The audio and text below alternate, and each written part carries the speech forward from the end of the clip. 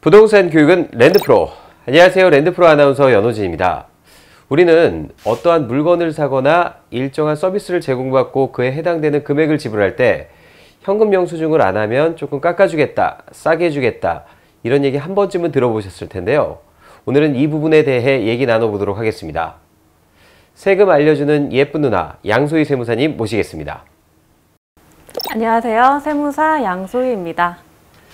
네, 세무사님, 우리 거래를 하다 보면 판매자분들께서 간혹 가다가 현금 영수증 안 하면 조금 빼주겠다, 가격을 조금 깎아주겠다, 이런 얘기들 하시는데 뭐 때문에 그러는 걸까요?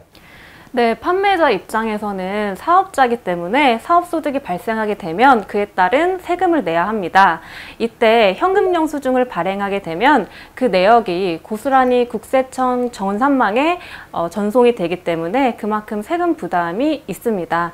이러한 요인 때문에 세금계산서나 현금 영수증을 발급을 꺼리게 되는 그러한 이유가 있겠습니다. 네, 아무래도 그 판매자분들께서 본인의 소득을 조금이라도 줄이고자, 절감하고자 그러신 것 같은데, 자, 그렇다면 현금 영수증 어떻게 생겼는지 한번 알려주시죠.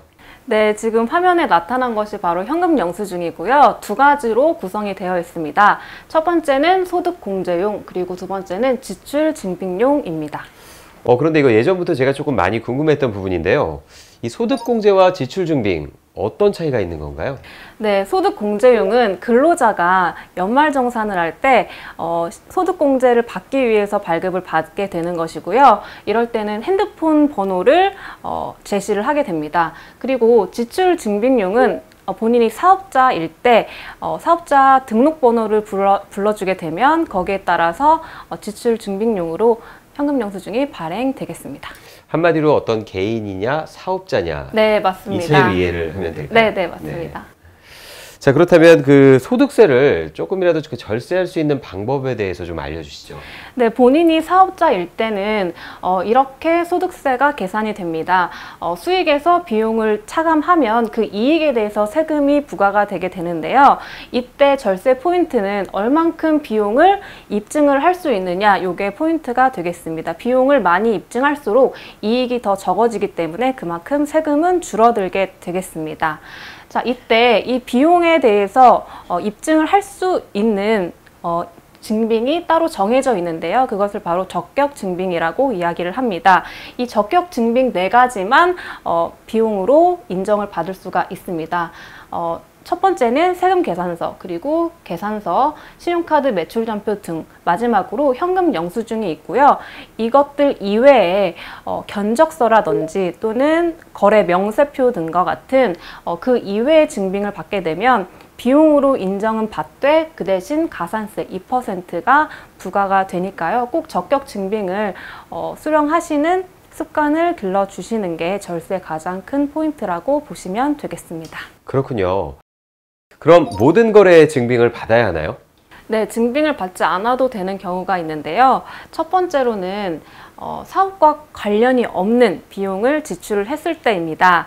이때는 아예 비용으로 인정을 받지 못하기 때문에 증빙 또한 필요가 없겠고요. 그리고 가공거래라고 해서 있지도 않은 거래를 비용으로 인정받기 위해서 가짜로 세금계산서나 또는 현금영수증을 발행하는 경우가 있는데 이런 경우도 아예 증빙이 필요 없겠습니다. 증빙을 꼭 받아야 하는 경우에 대해서 조금 더 자세하게 보도록 하겠습니다. 자, 일단 두 가지의 사업자가 있고요. 내가 제공을 받는 입장의 사업자라고 가정을 해보겠습니다. 그렇다면 상대방 사업자에게 나는 재화나 용역을 제공받게 되고요. 거기에 따른 대가를 지불하게 되겠습니다. 이때 상대방 사업자가 나에게 증빙을 주게 되는 것이죠. 자, 이때 3가지 요건이 충족이 되면 그때는 적격 증빙을 받아야 하는 의무가 있겠습니다. 첫 번째로는 거래 대상인데요. 거래 상대방이 반드시 사업자여야 하겠습니다.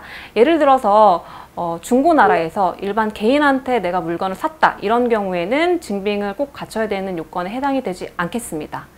두 번째 요건으로는 공급 대가인데요.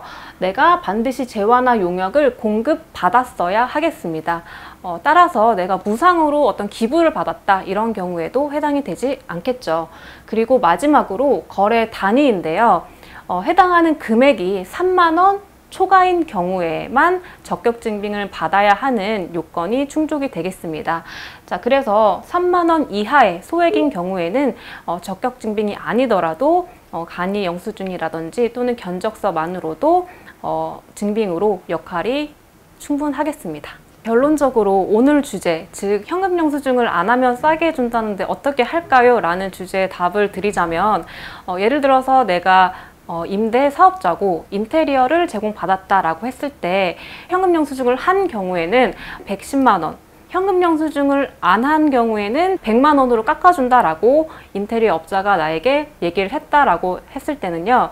10만 원을 더 부담하더라도 현금 영수증을 발행하시는 게 그 비용 자체를 인정받을 수 있는 방법이라고 기억해 주시면 되겠습니다. 네, 잘 들으셨죠? 전체적인 금액을 인정받기 위해서는 현금 영수증을 받는 게 유리하다는 점 잘 기억하시기 바라겠습니다. 네, 여러분 항상 드리는 말씀이지만 배우고 투자하면 실패하지 않습니다. 저희는 다음 시간에 더 유익한 콘텐츠로 인사드리도록 하겠습니다. 시청해주신 여러분 감사합니다.